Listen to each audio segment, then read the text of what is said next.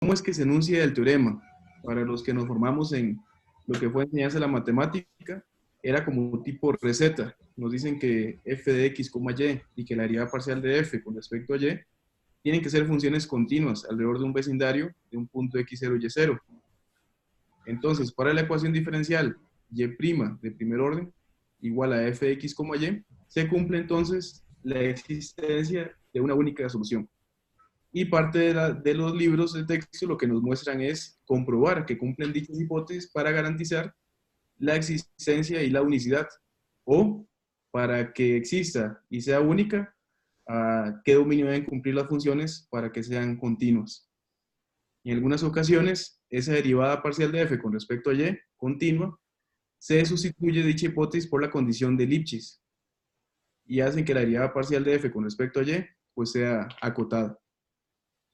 Eso es como lo que se ve uno más o menos en lo que son libros de texto. ¿Qué fue lo que me motivó a realizar esta investigación, tanto de maestría y doctorado?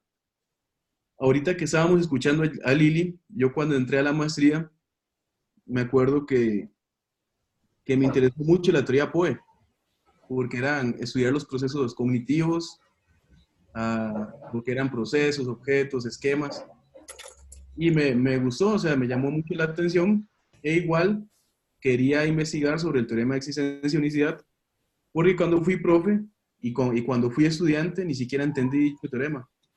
Cuando me estaban dando clases no era del todo claro, y cuando era profesor del curso, pues se me dificultaba a la hora de enseñar. Entonces cuando llegué a Simba, estaba en México, soy de Costa Rica, entonces llegué a México a estudiar, dije, muy bien, estudiemos con la teoría POE, el teorema de existencia y unicidad. Desde lo cognitivo, me llamó mucho la atención lo cognitivo. Pero cuando empecé a conocer la teoría socioepistemológica, me cautivó definitivamente, en el sentido de que la teoría lo que te permite, y es parte de los principios, es cuestionar el saber. Aquello que parece como una verdad absoluta, pues empezar a cuestionarlo y ver cómo fueron los orígenes, cómo fue que surgió, si así se ha enseñado toda la vida, si existen otras formas de enseñarlo. Entonces me fui directamente a estudiar con ese enfoque teórico. Y entonces surgen en esa investigación interrogantes alrededor del significado de la existencia y unicidad. Ese fue prácticamente el problema de investigación, trabajar el significado de esas nociones matemáticas. Un problema de significado en matemáticas. Entonces, cuando empezamos con la teoría socioepistemológica, pareciera ser que esas nociones de existencia y unicidad no son parte de la matematización de la naturaleza, ni son parte de las prácticas. Creo que hay como un micrófono por ahí abierto.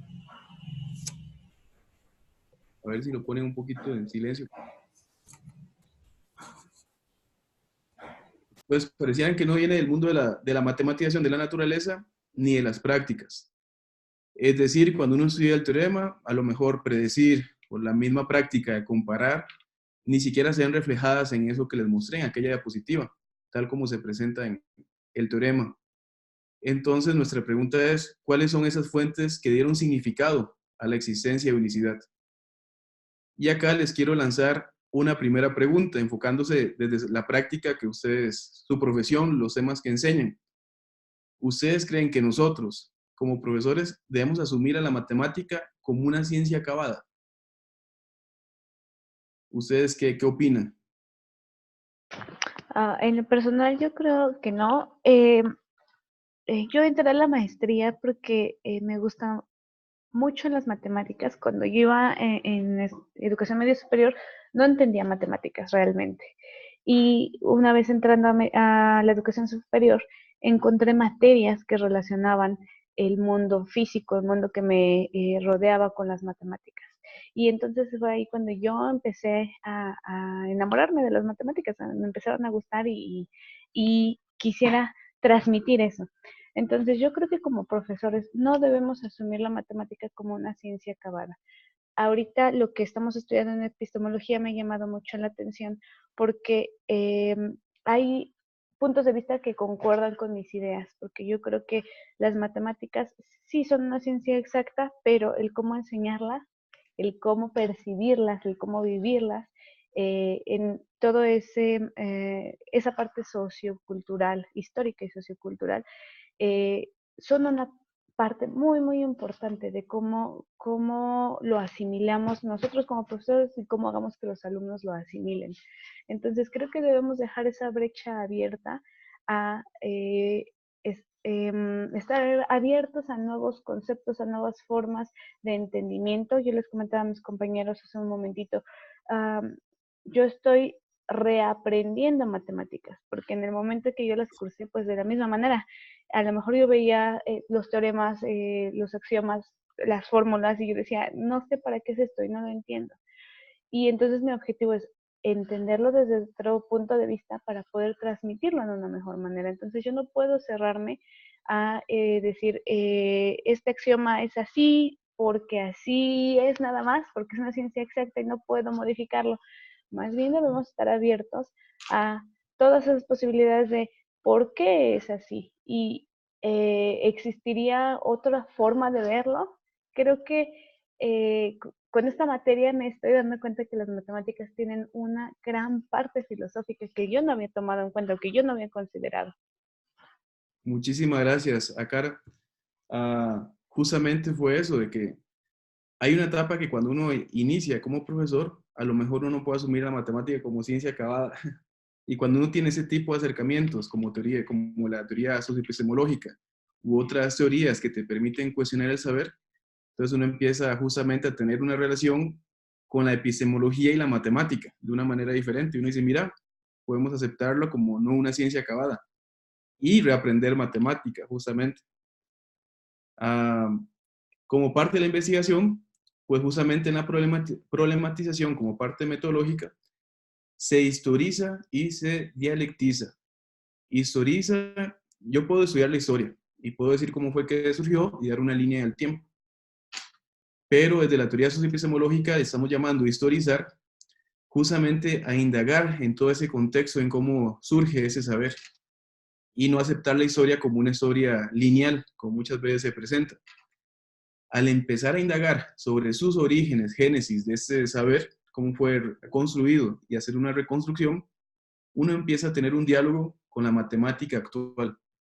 Un primer diálogo uno dice, qué curioso, yo aprendí el teorema de esa forma, pero estoy viendo que se construyó de otra forma diferente o eran otras ideas. Entonces empieza ese diálogo entre la matemática origen y la matemática actual. Ahí es donde como interviene la epistemología, justamente estudiar el conocimiento de cómo fue que surge ese saber y cómo es que lo estamos enseñando. Y se hace un diálogo muy bueno. Entonces, como hipótesis de la investigación, en este momento es que debe haber un hilo conductor que organiza las condiciones para que la existencia inicial la solución de la ecuación diferencial. Descubrimos al finalizar la investigación que ese hilo conductor es la predicción. Justamente que el teorema forma parte de un modelo predictivo. Entonces, parte de los objetivos. Lo primero que hicimos fue identificar las principales estrategias presentes en los libros de texto en la construcción del teorema de existencia y unicidad. Vimos que era normal esa forma de referenciar el teorema. Era colocar el teorema, una demostración muy extensa y luego unos ejercicios. No evidenciamos una problematización en el sentido de cuestionarnos ese saber o cómo fue que surgió, o un diálogo entre la matemática de cómo se construyó y lo que se está presentando. Y entonces por ello nos fuimos a interpretar las principales argumentaciones presentes en las obras de los matemáticos que contribuyeron al teorema. Y justamente cuando empezamos a hacer esta etapa, se puede encontrar en los diferentes saberes, digamos que uno quiere estudiar, yo quiero estudiar la proporcionalidad, no, a mí me gustan un poco más las ecuaciones, voy a estudiar las ecuaciones lineales, no, yo me voy a ir un poco por los cuerpos sólidos, geométricos. Entonces, al indagar sobre las obras de los matemáticos, podemos ver que a veces no eran solamente matemáticos, y era como decía la compañera hace un ratito, se empiezan a relacionar con otras disciplinas, entonces empieza uno a descubrir usos de ese conocimiento matemático, en sí el saber. Y bueno, en esta ocasión estudiamos las obras matemáticas y empezamos a identificar las prácticas socialmente compartidas. Por ejemplo, vimos que es importante comparar, era importante la pequeña variación en las condiciones iniciales, es decir, yo puedo tener una condición inicial, pero ¿qué pasa si la muevo un poquito? era importante predecir qué era lo que pasaba y justamente comparar soluciones. Entonces esos tres objetivos eran específicos, es lo que nos logran a cumplir el objetivo general, que fue significar los constructos presentes en el teorema local de existencia y unicidad. Entonces aquí colocamos en su momento una línea del tiempo. No se estudió como tal algo lineal. Por ejemplo, el estudiar los libros de texto escolares, nos dimos cuenta que muchas veces antes del teorema se estudiaban las sucesiones iterativas de Picard, porque es un argumento que se utiliza muy fuerte para demostrar el teorema en los libros de texto. Entonces dijimos, bueno, tendrá algo que ver Émile Picard. Fuimos a estudiar la obra de Émile Picard, curso de análisis. Y justamente en esa obra, Picard en un pequeña, como un pie de página, menciona que si uno quiere indagar más sobre el teorema de existencia y unicidad, pues se puede buscar los libros de Cauchy y Monod, que son lecciones de cálculo diferencial y cálculo integral de 1844, y también las lecciones de análisis del alemán Rudolf Lipschitz. Por suerte, también había un artículo de Lipschitz en italiano sobre la posibilidad de integrar completamente un sistema de ecuaciones diferenciales ordinarias de 1868, unos años antes. Y además, en los libros de texto escolares, se menciona el teorema de existencia como teorema de Peano. Entonces nos generamos la pregunta, bueno, Peano seguro tuvo algo que ver con ese teorema. Por lo que fuimos a estudiar la obra de Peano sobre la integración de la ecuación diferencial de primer orden.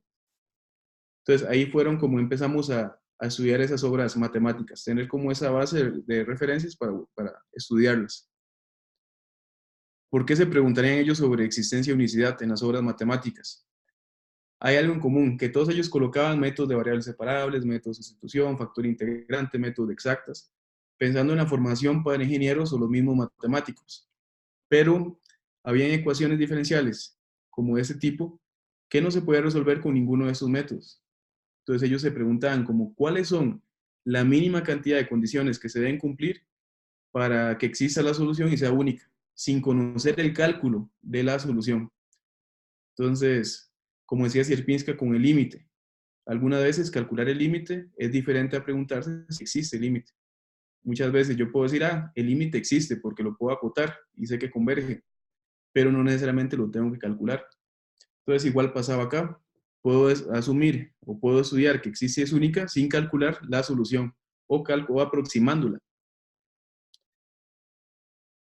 Entonces, aquí otra pregunta que quería hacer para dialogar con ustedes. ¿Será que lo que enseñamos en matemática originalmente fue creado así? Ya la compañera habló un poquito sobre, hay cosas que no, ¿verdad? Que no fueron, que son enseñadas y no fueron creadas así originalmente. Y pues yo también me percaté en esta investigación y no sé qué opinan los demás compañeros. Desde mi punto de vista, así es, no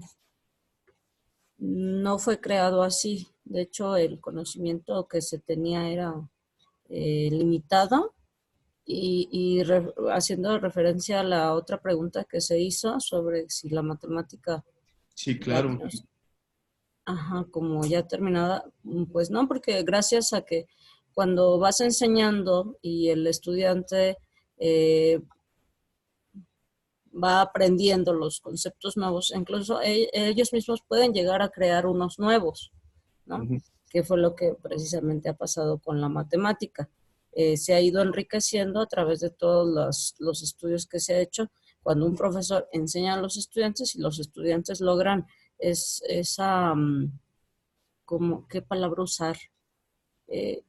Esa apropiación del conocimiento que les permite crear cosas nuevas. Claro, totalmente de acuerdo, Lili, muchas gracias. Y justamente es eso, ¿verdad? De que cuando empezamos a entrar en esa dialéctica, en ese diálogo, vemos que la matemática que estamos enseñando, quizás en los tiempos como fue creada, no fue así, eran nociones más básicas. Quizás lo que estamos enseñando con derivadas y en integrales inició con tal de observar, o sea, observar y tomar datos de cómo era el comportamiento de líquidos cuando iban sobre un caño, flujos. Entonces, esas nociones que son parte del pensamiento humano, como el observar, el comparar, el predecir, son los que muchas veces estamos dejando de lado en lo que es la matemática escolar. ¿Y por qué hablamos de comparar, predecir? Bueno, dado que la postura teórica con la que estamos nos permite hablar de prácticas y ese es nuestro foco. Más que enfocarnos en un objeto matemático, ver aquellas prácticas que nos ayudan a construir el objeto matemático, sin perder el objeto, obviamente. Entonces, ¿qué nos dimos cuenta con la literatura además? A nivel histórico existía un problema, que es el problema inverso de la recta tangente. Vean qué bonito esto. Tenemos un punto, eso lo enseñamos, por ejemplo, en cálculo. Ah, bueno, no es que lo puse al revés el dibujo. Por ejemplo, en cálculo diferencial, nosotros damos una curva a una función y damos un punto de esa curva. Y preguntamos muchas veces determinar la recta tangente que pasa por dicho punto. Entonces, el problema inverso, ¿en qué consiste? Nos dan el punto y nos dan una recta tangente. Determine la curva que pasa por dicho punto. Entonces, aquí es donde viene un problema de unicidad, porque puede haber infinidad de curvas que cumplen esa condición. Y pues aparece una primera condición, la ecuación diferencial. ¿Y qué es lo que nos da la ecuación diferencial? Esa y' significa las pendientes de las rectas tangentes. Entonces nos da un orden. Y ya eso hace de que ya no sean muchas soluciones, sino podrían ser varias, unas cuantas, una, dos, aunque no es una condición suficiente para que se cumpla la unicidad, pero ya al menos nos da cómo se comporta una curva. Y pueden haber una, y depende de las condiciones iniciales, pueden haber varias. Sí nos ayuda a interpretar lo que es el campo direccional. Entonces, una tercera pregunta, ya para continuar con el tema, era como para ir rompiendo el hielo y dialogar también.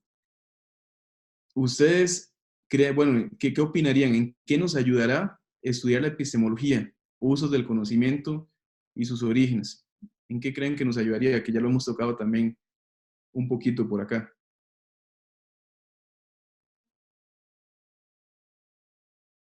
Bueno, me gustaría comentar algo. Creo que como profesores, el hecho de poder entender de dónde viene este conocimiento, eh, principalmente nos podría abrir el camino a aceptar de nuestros alumnos hacia dónde quieren enfocar ese conocimiento. Creo que como profesores es una de las cosas más difíciles a las que nos podemos enfrentar. Yo te estoy enseñando que tienes que calcular la recta tangente y no te salgas de ahí porque eso es lo que tienes que hacer como Sí. alumno, ¿no?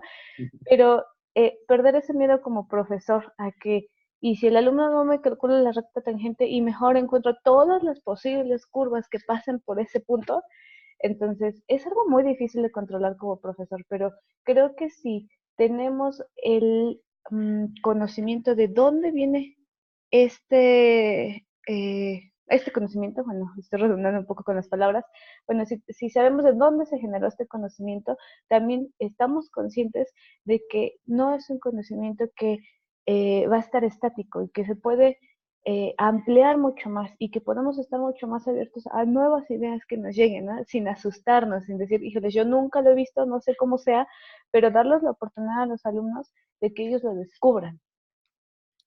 Justamente tocaste un punto, pero así fino, que fue el principio del relativismo epistemológico, que es de la teoría socioepistemológica. No aceptar el conocimiento como algo acabado y que puede verse modificado, no es estático. De eso habla el principio del relativismo epistemológico y por eso es que me apasionó también estudiar esa teoría o esos temas desde esa postura teórica. Entonces, muchas gracias. Vamos a ver, ahorita después de que ya empezamos a recolectar aquellas obras que nos iban a ayudar, pues las empezamos un poco a estudiar. Y un argumento que estaba en común en todas las obras era ese método de Euler, que se va acá, el método de aproximación de Euler. Era un argumento que aparecía, era como algo muy típico en todas las obras matemáticas estudiadas. Entonces quisimos darle una interpretación visual a partir del problema inverso de la recta tangente. Entonces, ¿qué es lo que nos dice este método numérico? Que muchas veces igual enseñamos el método numérico, pero ni siquiera enseñamos una visualización de por qué es así o para qué se usa. Entonces tenemos la condición inicial, un punto ahí A con coordenadas x0 y y0. Si conozco ese valor inicial, que es un punto, y lo sustituyo en f de x, y, estoy obteniendo un valor de y', es decir, una pendiente. Entonces vean que son cosas totalmente básicas de secundaria, que en ecuaciones diferenciales quizás se obvia todo eso. Entonces, yo tengo el punto, sustituyo en f de x, y, aquí agrego x0 y y0, obtengo un valor de la pendiente. Teniendo el valor de la pendiente y teniendo las coordenadas de ese valor inicial de ese punto, puedo determinar la recta que pasa por dicho punto, que sería la recta tangente. Dado que desconozco el siguiente valor, un valor futuro, pero sabiendo que esa recta tangente es una función lineal que aproxima muy bien a la solución, al menos localmente, puedo tomar un punto muy cercano al valor de A, que los matemáticos en ese momento lo llaman infinitamente cercano. Entonces, para efectos de acá vamos a llamarlo cercano al valor de A. Entonces, ese B lo podemos conocer, tiene coordenadas x1 y y1. Y aquí estamos entonces determinando una aproximación de la solución. Con x1 y y1, nuevamente vuelvo a evaluar en f de x, y, sustituyo, obtengo un valor y' en ese punto, obtengo una pendiente, pendiente con x1 y y1, obtengo otra recta que pasa por dicho punto. Y así vamos considerando diferentes valores a futuro, obteniendo así una aproximación numérica de la solución de la ecuación diferencial, que uno lo puede acercar como tanto uno quiera, depende de las distancias que uno escoja. ¿En qué nos ayudó ese argumento, esta visualización? Justamente Cauchy y Monod hablaban de la convergencia de la solución. Entonces ellos decían, si yo tengo un valor inicial y0, puedo obtener cierta aproximación con diferentes puntos hasta un yn. Entonces ellos se preguntan, ¿qué ocurrirá si yo le aplico una pequeña variación a la coordenada de y0? Entonces vean acá en ese punto que el x0 lo están dejando fijo. Al que están haciendo el cambio, el pequeño cambio, la pequeña variación, es el valor de y0. Entonces se preguntaron eso. Si le aplico esa pequeña variación y el sistema se comporta similar o igual a la que ya se tenía sin esa pequeña variación, ellos aseguran que converge. Pero si se aplica esa pequeña variación y la solución aproximada se comporta diferente, entonces ahí ya quedarían con la duda de saber si converge o no converge dicha solución. Eso es lo que llaman acá como el más menos omega sub 0 con una C. Están estudiando esa pequeña variación y cómo iba a afectar al resto de las aproximaciones. Yo creo que es una noción que se utiliza muchísimo. Hace un año se me dio la oportunidad de estar con médicos que están estudiando el cáncer y ellos estudian esa pequeña variación, no justamente como ecuaciones diferenciales como tal, no se hacen modelos, pero sí estudian qué pasa si yo le aplico una pequeña dosis de una sustancia para ver cómo se comporta la comunidad de células con cáncer, o sea, células malignas y células buenas, qué tanto afectan cuando están mezcladas, están individuales, etc. Pero sí aplican pequeñas dosis y hacen una cuantificación de todo eso. Entonces es algo que está muy, o forma parte del pensamiento humano, hacer pequeñas variaciones y ver qué tanto ocurre, el mismo caos. Luego, más adelante, estudiamos a Lipschitz y él sustituye las dos condiciones que tenía Cauchy y Monod, las que se presentan en el libro de texto tradicional, y lo cambia por la condición de Lipschitz. Él no le llama condición de Lipschitz, sería muy egocéntrico de su parte, pero sí lo muestra como una desigualdad que se debe cumplir para que exista y sea única. Gracias a la visualización lograda con el problema inverso de la recta tangente, pues nos dimos a la tarea de analizar esa desigualdad. Entonces aquí tenemos lo siguiente. Tengo una primera aproximación donde la ecuación de la recta tangente podría ser esta, y menos y0 es igual a x menos x0 por el valor de la pendiente, que es f de x0 y0, es la ecuación de la recta. Ahora, ¿qué pasa si a ese valor de y0 le aplico una pequeña variación? Podría uno obtener, por ejemplo, otra solución. Depende de que de que se vaya a otra. Entonces, este n sub 0 que se presenta acá es y0 más algo infinitamente pequeño, algo muy cercano. Entonces, teniendo estas dos ecuaciones, una antes de aplicar el cambio y una después de aplicar el cambio, así con los diferentes puntos, observamos que ese n sub 0 es un valor infinitamente cercano a y0, es decir, casi son lo mismo.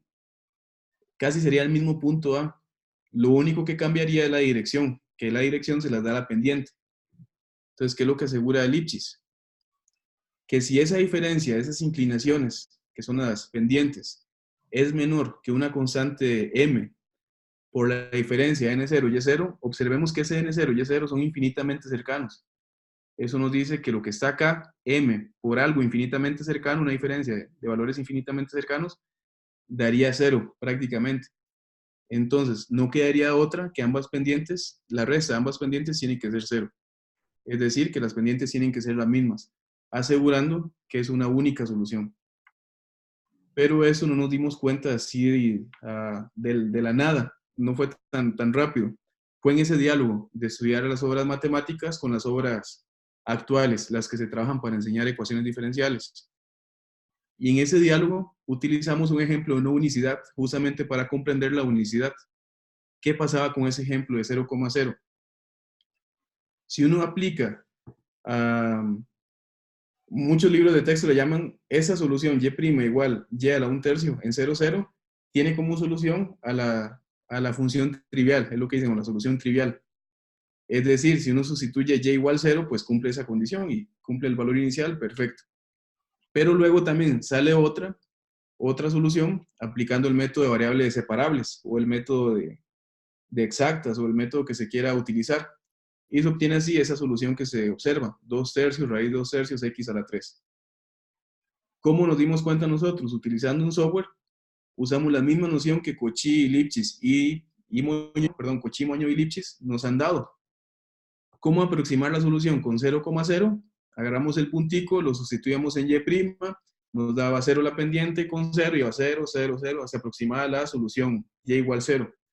Pero si uno le aplicaba un pequeño cambio, una pequeña variación al valor en y0, ya se iba a obtener otra solución, garantizando así que ya no sería única. Tenemos un ejemplo en donde ya tenemos dos. Quién sabe cuántas tengan, de hecho tiene infinitas soluciones, pero sabemos que no es única.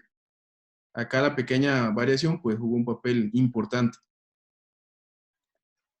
Y hay algo sumamente lindo que me gustó muchísimo, que son los aportes de Peano. Él hace también una demostración muy, muy constructiva y visual. Si uno estudia esas obras matemáticas, a lo mejor, dada por la época, hacer gráficos era muy caro, porque era costoso hacer impresiones. Pero digo visual en el sentido de que sus argumentos, cuando uno los empieza a estudiar, expresan cuestiones muy visuales. Entonces ya uno lo puede llegar y reinterpretar ese tipo de cosas. Entonces él trabaja con supersoluciones y subsoluciones. De hecho, para demostrar la existencia de unicidad, él se apoya de una ecuación diferencial, él se apoya en inecuaciones diferenciales. Claro, si uno está centrado en un discurso matemático escolar, uno dice inecuaciones diferenciales. Jamás en la vida vi inecuaciones diferenciales. Y jamás lo voy a entender, porque si no entiendo ecuación diferencial, menos voy a entender qué es una inecuación diferencial. Pero justamente en esta dialéctica que nos da el estudio de las obras matemáticas, en la visualización justamente, la epistemología, lo social, lo didáctico, lo cognitivo, o sea, el estudiar esto nos empapa de que, muy bien, empecemos a lo que ya sabemos, empecemos a interpretar qué son las inecuaciones diferenciales.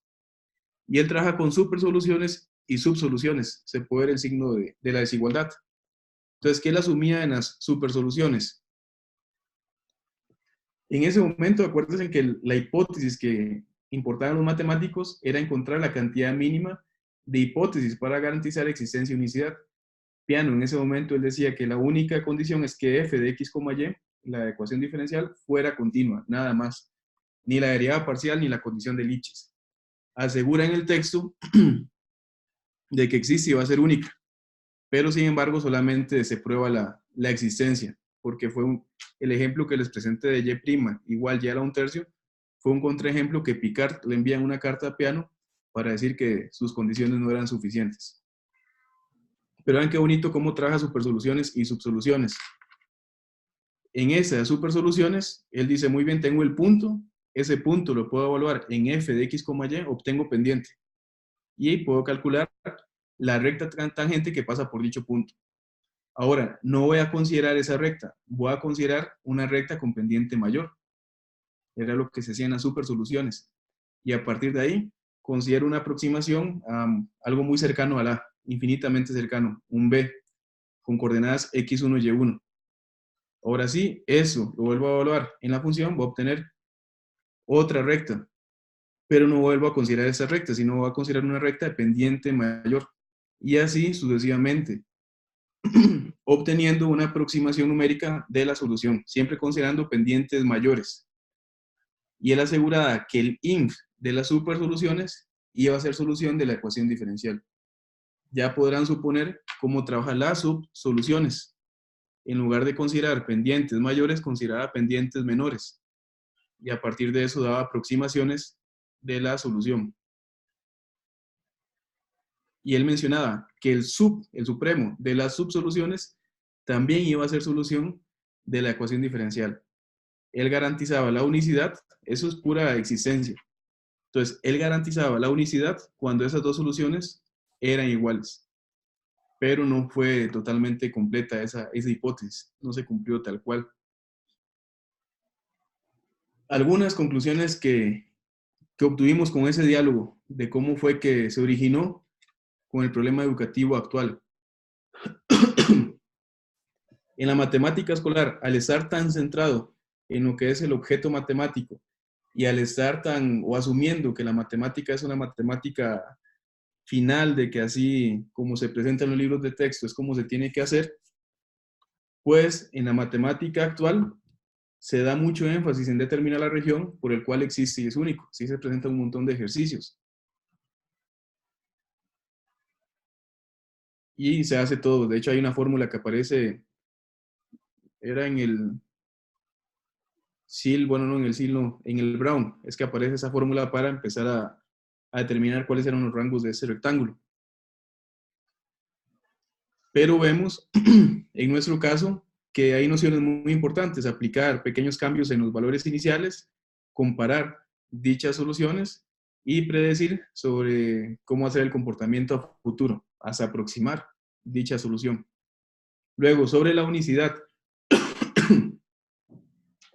Sobre la unicidad, como se prueba muchas veces, se empieza a suponer en la matemática actual, suponemos que no es única y supongamos que hay dos y llegamos a una contradicción. Así es como se muestra mucho en límites, hasta en la misma geometría. Y vemos que al menos en el estudio de esas obras, vemos la importancia de comparar soluciones y aplicando pequeños cambios en los valores iniciales, a ver cómo sería su comportamiento. Y apoyándonos mucho en lo visual también. Acá coloqué un comentario dado al espacio en el que estamos nosotros. La epistemología nos ayuda a crear un diálogo entre la matemática escolar y sus orígenes. Producen confrontación y diálogo, lo que llamamos un proceso de dialéctica. Y tratando también de responder a lo que nos preguntó la compañera en el correo electrónico. ¿Ecuación diferencial o ecuación integral? Pues en los libros de texto, cuando se trabaja sucesiones iterativas de Picard, se da mucho la ecuación integral. Y nos ponen la fórmula y haciendo un proceso iterativo que se hace una fórmula sumamente grande y hay que ver cuál es la solución que nos va a dar. Pero como que se da más a ese tipo, que aproximo primero lineal, luego con una cuadrática, muy parecido a Taylor, luego con una cúbica, pero con aproximaciones sucesivas de Picard. Y nosotros con ese trabajo nos dimos cuenta que lo que más se aborda la ecuación diferencial, estudiando pendiente y el punto, pendiente y punto. Y a partir de eso obtener soluciones numéricas, aproximaciones numéricas a la solución de la ecuación diferencial.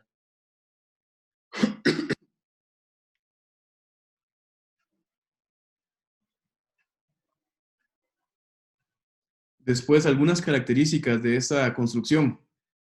Por ejemplo, también llevamos a cabo, porque es parte de lo que nos preguntamos, ¿para qué sirve estudiar la epistemología? Justamente la investigación no acabó acá.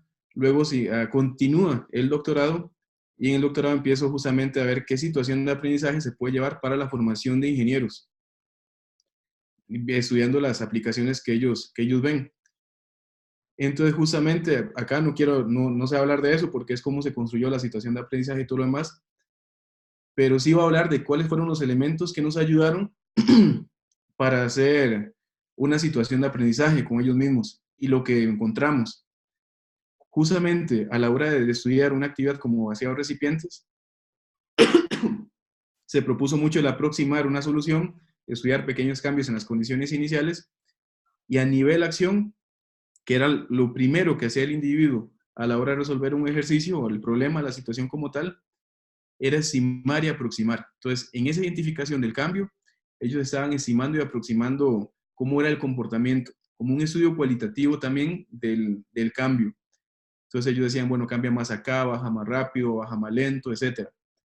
Después de que ellos estimaban y aproximaban con diferentes valores, ellos empezaban a comparar. Realizaban comparaciones de la solución, dada la aproximación de la solución y al aplicar pequeños cambios en el valor inicial. Ahí es cuando llamamos una cuantificación del cambio y el estudio de la variación. Porque ya después de que identificaron el cambio, pues empiezan a cuantificar ese cambio. Pero además de cuantificarlo, dar como un juicio sobre ese cambio.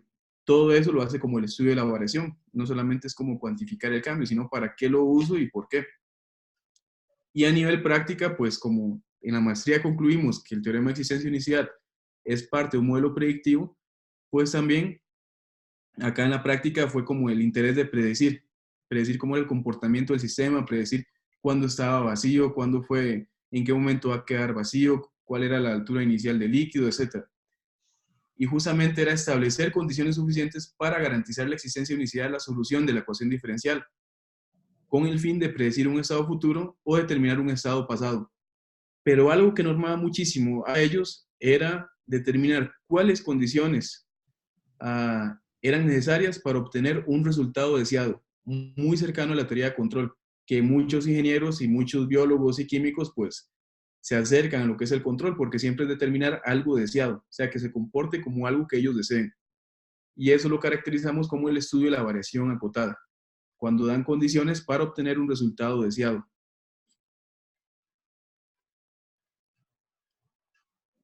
En esa teorización se buscaba la estructura y la generalización. Ahí fue el diálogo que tuvieron todos esos matemáticos en esa época, en esa práctica de referencia, bajo el problema que estaban trabajando.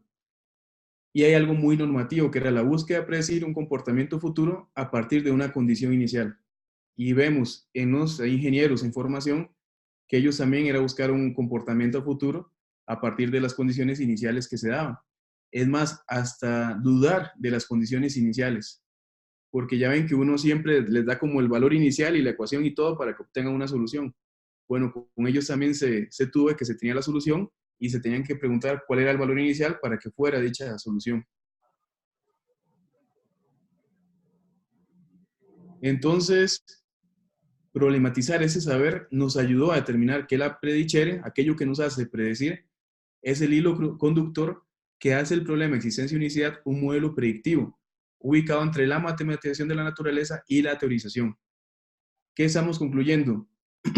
Que la existencia se puede ver con un significado desde el sentido lógico del valor inicial en el problema. ¿Tendrá sentido dicho problema? Por ejemplo, si yo estoy estudiando el enfriamiento de la ley de Newton, no voy a empezar con menos 10 grados, porque tal vez no tiene como sentido lógico, es como enfriamiento. O bueno, podría enfriarse más, ¿verdad? Pero depende de la situación con la que se esté. Y la unicidad, como determinar aquellas condiciones suficientes para obtener una respuesta deseada.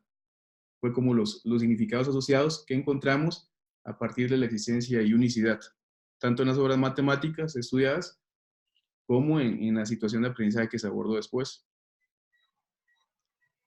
Aquí, ya para ir concluyendo, quería concluir al estilo Dr. Lezama. Él, cuando fuimos a Argentina, es más, acá mismo en Simvesaf, nos puso un diálogo de unos niños, que es algo, fue como sello Lezama. Entonces esa última diapositiva pues también tiene como ese sello Lezama. Y acá quiero estudiar como las dos racionalidades. que es justamente como entender la racionalidad de la otra persona, cómo pueden estar comprendiendo el mismo problema. Entonces, esa imagen que ustedes ven acá se llama Mujeres Conversando, el autor es Casasola, y esa fotografía se puede encontrar, es parte de las fotografías que tiene el Instituto Nacional de Antropología e Historia aquí en México. Y les vamos a poner dos nombres, Enriqueta y Concepción. Entonces, pues Enriqueta y Concepción tienen una conversación y se les hace una pregunta a ellas dos, aquí en una situación ficticia, pero sí ocurrió, dado a lo que yo estudié en matemática y dado que luego lo que estudié con los ingenieros. Entonces, ¿qué se puede decir de la solución de la ecuación diferencial de temperatura con respecto a I es de minúscula tiempo? Es igual a menos 0.067, temperatura menos 35 grados. Enriqueta, como buena matemática, ella responde, pues es una ecuación diferencial lineal que cumple con la condición de Lipschitz para cualquier valor inicial x0 y y0 en R2. Por lo tanto, al cumplir la condición de Lipschitz, la solución en x0 y y0 existe y es única. Concepción, por otro lado, que es ingeniera, ella menciona, bueno, tenemos que la temperatura ambiente es de 35 grados, así que si se tienen valores iniciales mayores a este valor, pero menores a 100 grados, porque después de 100 grados se evapora y ya no es un problema de temperatura, sino que ya se evapora el agua, o sea, ya es vapor, entonces es un enfriamiento. Y si son menores a 35, pero mayores a 0, porque más abajo de 0 se congela y ya no es agua, entonces se trata de un calentamiento. Pero se necesitan más condiciones si se desea predecir un estado futuro o determinar uno pasado. Son como las dos respuestas que dan ellas, Enriqueta a honor a la primera matemática mexicana y Concepción en honor a la primera ingeniera mexicana. Después, algunas conclusiones, este ya es algo muy breve. Empezamos con un punto de partida de un problema escolar, donde el conocimiento se presenta en un escenario escolar y un significado heredado de la escuela. Todo lo que tenemos, pues, de ese saber es un significado heredado escolar. Problematizamos el conocimiento, que en la teoría socioepistemológica llamamos problematizar el saber matemático. Pero ¿por qué hago como esa primera etapa de problematizar el conocimiento? Porque empezamos a darnos preguntas de que, ¿y eso cómo fue que surgió? ¿Eso en qué se usa? O sea, ni siquiera sabemos el uso de ese conocimiento, que sería el saber. Entonces empezamos a hacernos preguntas que nos ayudan a profundizar en dicha problematización. Y desde la génesis histórica se estudia el origen y evolución del conocimiento, estudiados de las obras.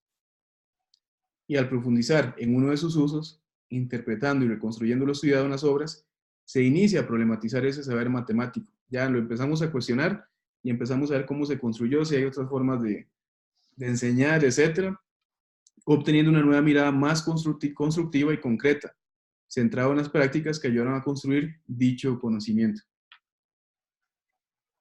Acá algunas referencias que se utilizaron.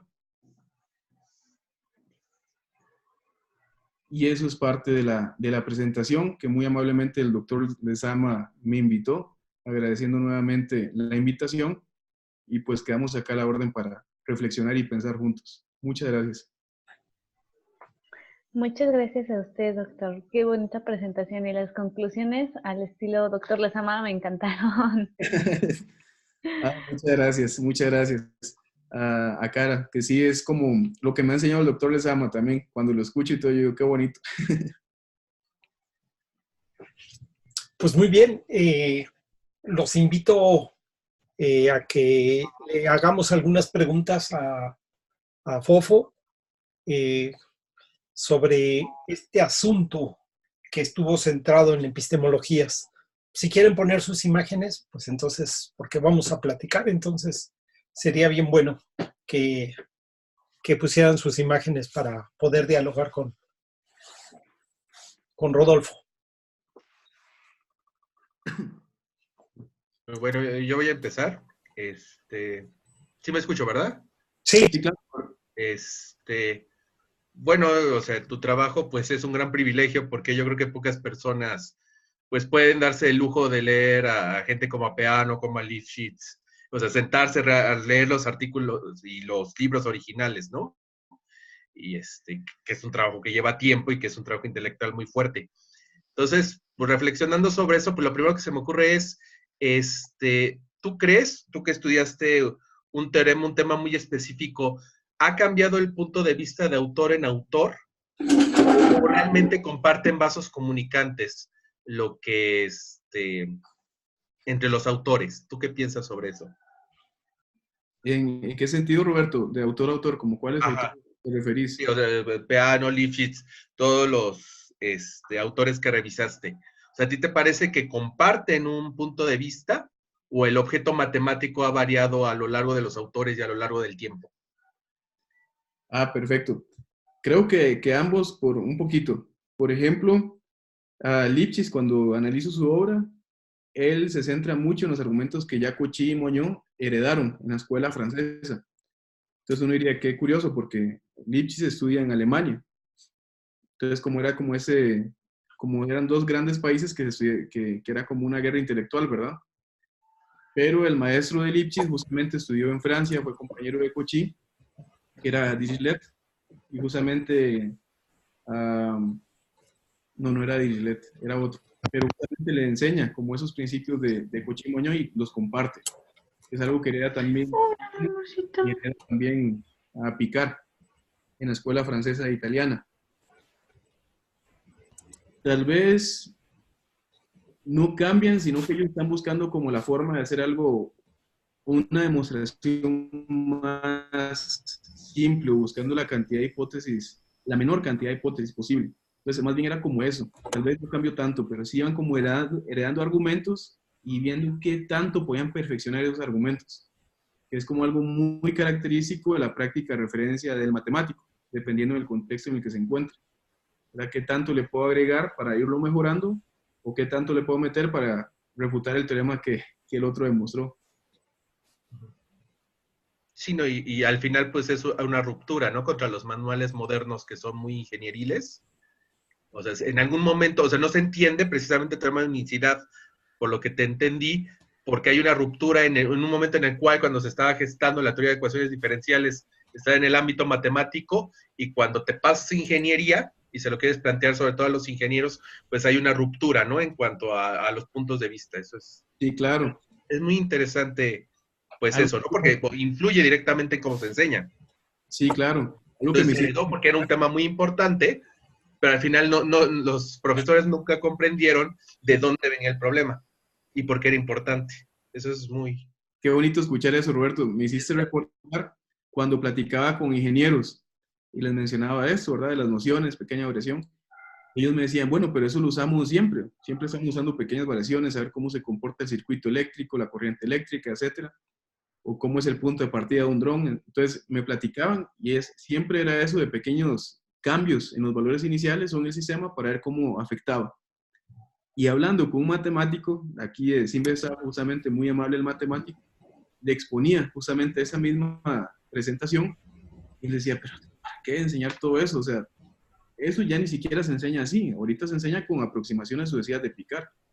Pues ni siquiera el método Euler para demostrar el teorema. Entonces ahí como justamente uno muy cuadradito, ¿verdad? De que la matemática es tal cual y así es como la tengo que enseñar o aprender. Claro, claro. Una segunda pregunta relacionada.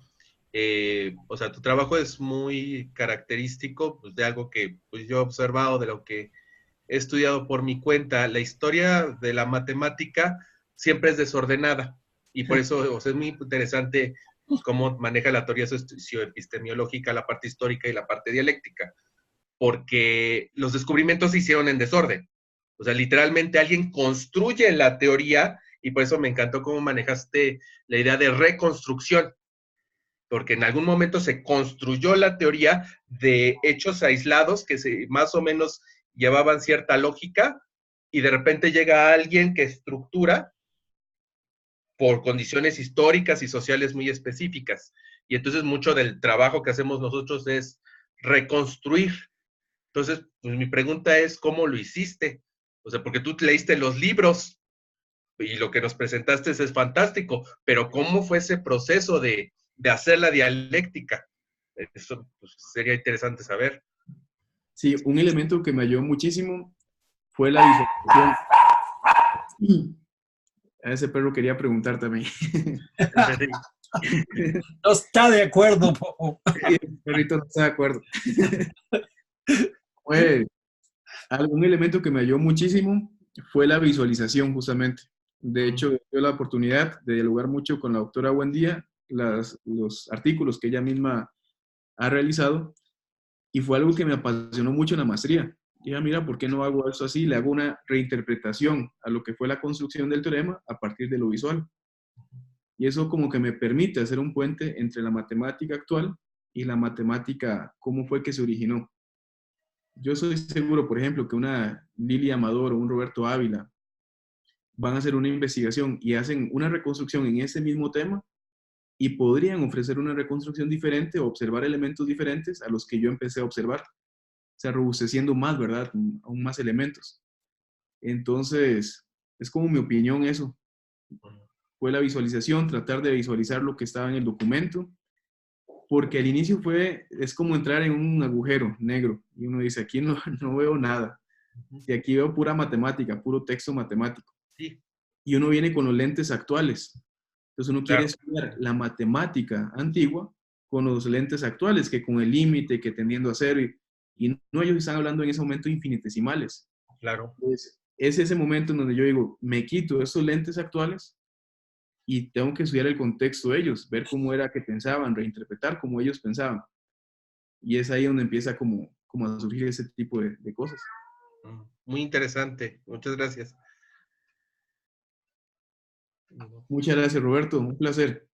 Igual, igual. No sé, Lili, si tú tienes algo que decir. Sí, una pregunta. Mencionabas sobre la matemática escolar. ¿Cómo tú, o sea, dentro de la investigación que haces, en qué momento la matemática escolar, o sea, porque, bueno, escucho súper interesante todo de hecho me hiciste recordar muchas teorías, muchos teoremas que había visto, ¿no? Y ya tenía yo muchos años sin escucharlas, ni verlas, ni nada. De hecho, cuando uno no practica las matemáticas de manera recurrente, algunos conceptos se van olvidando. Entonces, dentro de la investigación que hiciste, ¿en qué parte la matemática escolar estaba como presente? Excelente pregunta también. Fíjate que el primer acercamiento que tuvimos en la problematización fue con la matemática escolar. Entonces, parte de la motivación y la justificación de mi investigación, que sigo manteniendo, fue mi experiencia docente. Entonces, ahí estaba la matemática escolar totalmente presente, ¿verdad? Yo como estudiante y luego recordando como profesor. Sin embargo, dadas las características de una investigación, pues procedo a revisar los libros de texto que tienen mayor uso en diferentes universidades de México y de Costa Rica, el IPN, la UNAM, el Tecnológico de Costa Rica, la Universidad de Costa Rica, por ejemplo, y empiezo a ver cuáles son los libros más referenciados o más usados en la formación de ingenieros, matemáticos, físicos y los profesores de matemática. Y escojo los cuatro más referenciados, y a partir de los cuatro más referenciados empiezo a estudiar cómo es que hacen una demostración del teorema, cómo utilizan ese teorema. Entonces ahí es donde tengo un primer acercamiento con la didáctica actual, que luego la utilizo para dialogar con la didáctica de antaño, ¿verdad? En los libros de texto que diseñaban los matemáticos.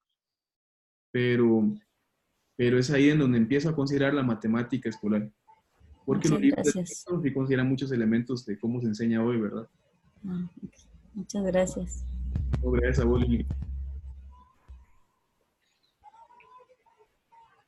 Pues, bueno, dado que el ofrecimiento para los estudiantes había sido de no pasar de la hora y cuarto, entonces vamos a respetárselo. Fofo, te agradezco muchísimo tu presentación. De hecho, la grabé, o sea, porque las vamos a guardar. Entonces, para escucharte varias veces. Y bueno, ya nada más quisiera cerrar este encuentro con el poder que me da ser el dueño del curso. O sea, con el poder. Bueno, quisiera nada más cerrar lo importante, y nos hiciste pensar muy bien cómo la epistemología juega un papel fundamental en este proceso de investigar. Porque la pregunta en el corazón es, ¿cómo se construyó esto? ¿Sí?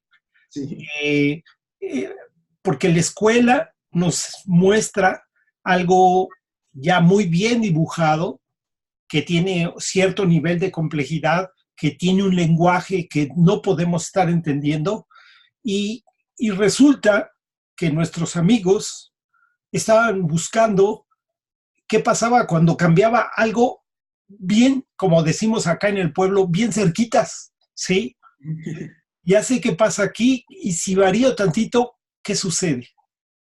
Y parece que ese fue el corazón de la reflexión, ¿sí? Que se fue tematizando, claro, va creciendo la racionalidad que se le pone, o sea, no podemos despreciarla, hay una construcción sistemática de conocimiento, que son conceptos, que son simbología y cosas así, y la escuela, no por perversa, sino por funcionalidad, nos trata de enseñar lo último, Sí, pero claro. resulta que lo último es una cortina que nos oscurece la pregunta simple de la aproximación, y nos enseñaste el papel que juegan las prácticas, o sea, lo común que hacemos en la vida cotidiana, como comparar precios, como tratar de predecir qué va a pasar si le muevo tantito a esto, cosas de ese tipo. Y es muy interesante que en el corazón de la epistemología, a pesar de toda la teoría y lo que están leyendo ahorita los compañeros, que se ve súper sofisticado, es el ser humano actuando en el mundo para tratar de darle una coherencia que cuando nos la presentan estructurada se vuelve rete incoherente, ¿sí? Entonces, eso me gustó mucho de compartir. Eh, Como bien dijo Roberto, pues Fofo no lo hizo en 15 días esto, fueron años de trabajar, no solo en grupo, con dirección, acercándose a muchísima gente, escuchando y siendo atento, y con la sensibilidad que cada persona tiene hacia algunos determinados tipos de problemas. Pues yo cerraría esta sesión con esta reflexión. Te agradezco muchísimo, Fofo, el haber compartido tu tiempo con nosotros y tu estudio. Pronto te invitamos, si tú tienes humor y tiempo, para las presentaciones que va a hacer posteriormente Gaby, Carla, y un diálogo que voy a tener medio raro con César Delgado, que le voy a Genial. preguntar por sus abuelos. Sí. Ya lo vi en el correo electrónico, entonces totalmente dispuesto a aprender Bueno, el seminario. muy bien. Pues a todos, compañeros, Lili, Roberto, esta Akshara ya nos había avisado que tenía que salir porque tenía cosas que hacer. Bueno, pues un abrazo a todos, y seguimos trabajando y encontrándonos por escrito y hablado y en video y todas las maneras habidas y por haber. Hasta luego. Gracias. Muchas gracias. Hasta luego a todos. Adiós. Luego, Hasta luego. un abrazo. Gracias, Fofo. Hasta luego.